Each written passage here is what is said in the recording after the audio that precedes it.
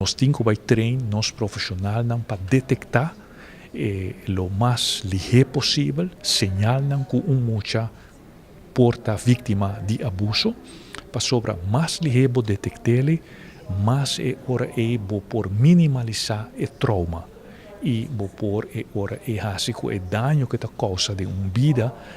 porta menos. E o dano de abuso está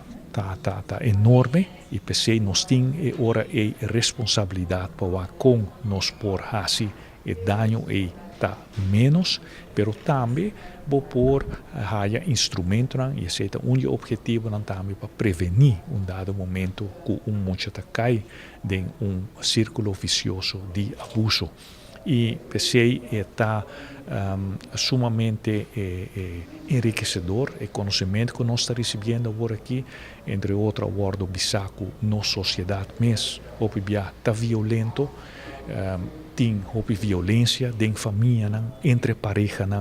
e tudo isso está arriba uma situação de violência que muitos dado momento está vítima de violência. Nós esperamos que o Congresso aqui nos está conscientizar e tour e nossa comunidade que nós precisamos stop toda forma de abuso contra mucha. O profissional que está presente é grande parte também de nosso sistema de ensino e outra parte também for de field de trabalho social. E este que está dentro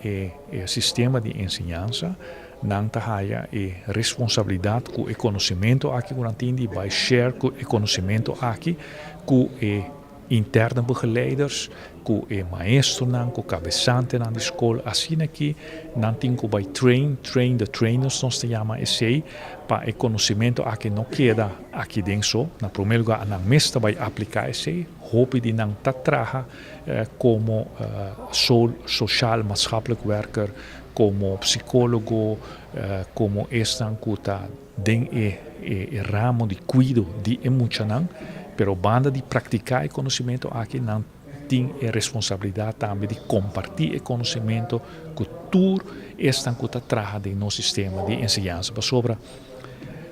na primeiro lugar, é uma que está confrontar com muita que está vítima de abuso, está nos maestros de escola, na escola bota detectar que o problema aqui está tomando lugar da família e